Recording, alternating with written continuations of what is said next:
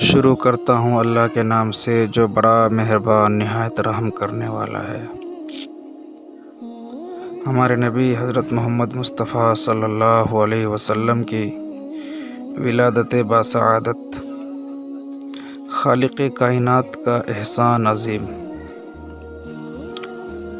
جدید تحقیق کے مطابق نبی اکرم صلی اللہ علیہ وسلم کی ولادت مبارک 12 ربیع الاول بمطابق 20 اپریل 571 عیسوی کو ہوئی۔ یہ سوموار کا دن تھا۔ صبح صادق کے وقت حضور مکہ مکرمہ میں پیدا ہوئے۔ مصر کے مشہور ماہر فلکیات اور ہیئت داں عالم محمد پاشا نے بھی اپنے رسالہ میں یہ تاریخ درج کی ہے۔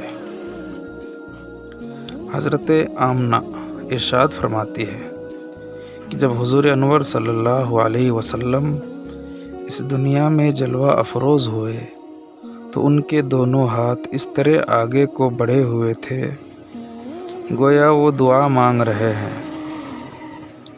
اور ان کی آنکھیں آسمان کی طرف اٹھی ہوئی تھی۔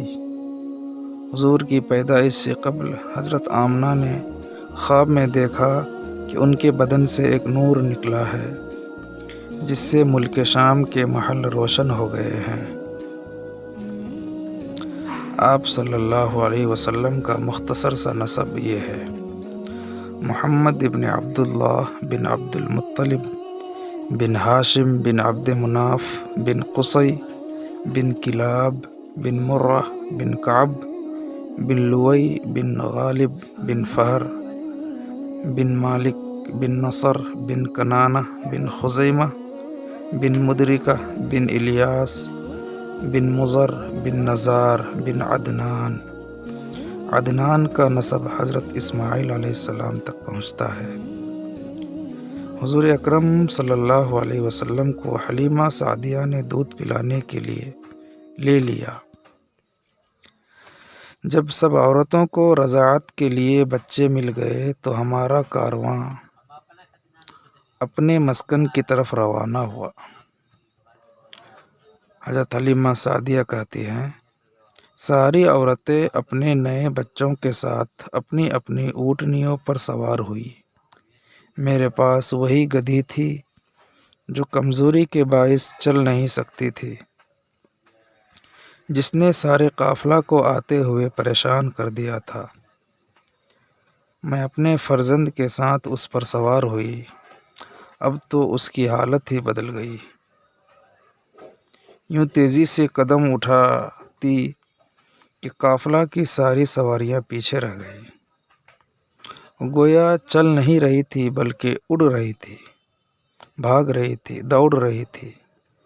قافلے والیاں چیخ اٹھی، کہنے لگی، اے ابی ذؤیب کی بیٹی، خدا تیرا بھلا کرے، ہم پر رحم کر اور اپنی گدھی کو آہستہ آہستہ چلا۔ اس پر حضرت حلیمہ سعدیہ نے ارشاد فرمایا، خدا تمہارا بھلا کرے، تم دیکھتے نہیں ان پر کون سوار ہے؟ حضرت حلیمہ سعدیہ جب اپنی اقامت گاہ پر پہنچی تو وہ زمین قحط زدہ تھی، گھاس کا ایک تنکا بھی نظر نہیں آتا تھا۔ جب بکریاں واپس آتی تو حضور کی برکت سے ان کے پیٹ بھرے ہوئے ہوتے اور وہ خوب دودھ دیتی۔ حضرت حلیمہ خوشحالی کی زندگی بسر کرنے لگی۔ حضور صلی اللہ علیہ وسلم کو 2 سال تک آپ نے دودھ پلایا۔ حضور صلی اللہ علیہ وسلم قوی اور توانا بچوں کی طرح ہو گئے۔ حضور نے حلیمہ سعدیہ کے قبیلہ حوازن میں پرورش پائی جو فصاحت و بلاغت میں مشہور تھا۔ حضور اکرم صلی اللہ علیہ وسلم فرماتے تھے کہ میں اس لیے فصیح و بلیغ ہوں کہ قبیلہ بنی سعد میں حضور اکرم صلی اللہ علیہ وسلم فرماتے تھے کہ اس لیے فصیح ہوں کہ قبیلہ بنی سعد میں پلا ہوں۔ حضرت حلیمہ سعدیہ فرماتی ہیں کہ جب ہم مکہ کے سفر سے واپس پہنچے تو ہر گھر سے کستوری کی مہک آنے لگی۔ وہاں کے سب لوگ حضور کی محبت میں دیوانے ہو گئے۔ جب کسی کو کوئی بدنی تکلیف ہوتی وہ آتا، حضور کی بابرکت ہتھیلی کو پکڑ کر تکلیف والی جگہ پر رکھتا، بِإِذْنِ اللہ فوراً شفا یاب ہو جاتا۔ اگر ان کا کوئی اونٹ یا بکری بیمار ہو جاتی تو اس پر حضور صلی اللہ علیہ وسلم دست مبارک پھیرتے، وہ تندرست ہو جاتی۔ 2 سال مکمل ہوئے، حضرت حلیمہ سعدیہ حضور کو لے کر آپ کی والدہ ماجدہ حضرت آمنہ کے پاس لوٹی۔ چونکہ اس دور میں مکہ میں وبا پھیلی ہوئی تھی، آپ کو دوبارہ حضرت حلیمہ سعدیہ کے پاس بھیجوا دیا گیا۔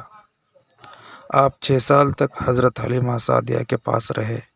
آپ کی رضائی بہن ہمارے نبی صلی اللہ علیہ وسلم کو گیت گا کر سناتی تھی، جس کا ترجمہ یہ ہے: اے میرے رب، میرے بھائی محمد کو ہمارے لیے سلامت رکھ، یہاں تک کہ میں آپ کو یعنی محمد صلی اللہ علیہ وسلم کو جوان دیکھوں، یہاں تک کہ میں آپ کو اپنی قوم کا سردار دیکھوں جس کی سب اطاعت کر رہے ہوں۔